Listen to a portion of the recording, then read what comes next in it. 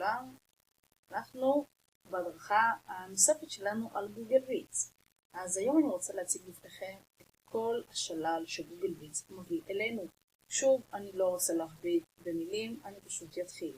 ברגע שאתם נמצאים כעת על המסך של הפרויקט שלכם, כאן אתם רואים שיש לכם את ציר הזמן. כאן זה הציר הזמן, וברגע שאני מקליקה כאן על החץ הזה, תצוגה מקדימה, אז הציר הזמן שלי זז.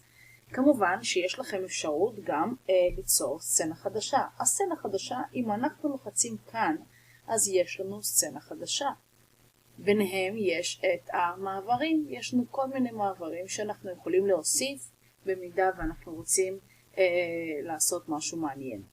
בצד השמאלי שלנו יש לנו גם את האפשרות להקליט. מה הכוונה להקליט? יש לנו אפשרות להקליט בעזרת המצלמה את הקול שלנו, אוקיי? זאת אומרת, אם אני נמצאת פה עכשיו באיזשהו סצנה, אז אני יכולה להקליט את עצמי דרך המצלמה. יש לנו אפשרות להקליט קריינות. אם אתם עושים איזשהו סרטון מעניין עבור התלמידים שלכם, אתם יכולים פשוט להקליט את הקול שלכם ולהריץ את הסרטון. יש לכם אפשרות גם לצלם את המסך שלכם אם אתם רוצים להסביר משהו מעניין, גם לצלם את עצמכם ואת המסך, או רק לצלם את עצמכם ולהוסיף את האפשרות הזאת כאן בסרטון שלכם. יש לכם אפשרות גם להעלות כל קובץ אפשרי. שיש לכם פה כל מיני אפשרויות של דברים שאפשר להעלות, כל מיני תמונות. יש לנו מאגר של תמונות, ממש, זה כאילו ממש מזכיר את קנווה. אגב, קנווה, כן, זה מאוד מזכיר את קנווה, כי יש לכם אפשרות להכניס סרטונים, תמונות מהמאגר, מוזיקה מעניינת, כל מיני סטיקרים, אפקטים קוליים, גיפים ותמונות גם מהגוגל.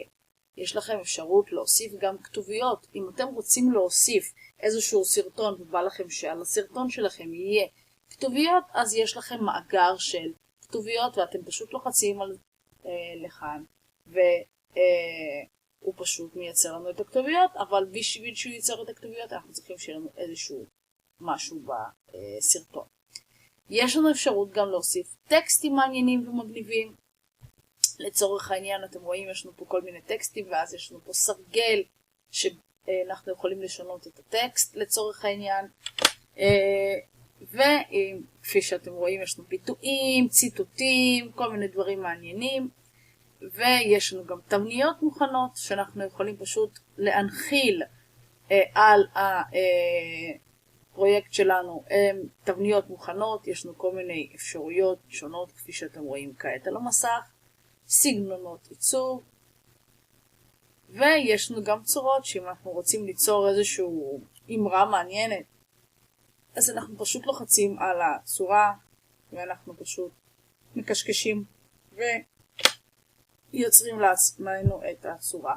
בנוסף, יש לנו אפשרות גם פשוט בעזרת הסרגל הכלים שיש לנו פה להוסיף נגיד צבעים, סגנונות מעניינים ופשוט ליצור. יש לנו גם אפשרות ליצור רקעים מעניינים אם בא לכם איזשהו רקע מעניין, או כל דבר שרק אתם מעוניינים יש אפשרות. אז כאן נמצאים כל התפריטים. כפי שאתם רואים יש לנו פה כל מיני תפריטים שבעזרתם אנחנו ניצור כל מיני דברים בהמשך. אני מקווה שלמדתם היום עוד משהו נחמד על גוגל ויץ, וניפגש בהדרכה הבאה.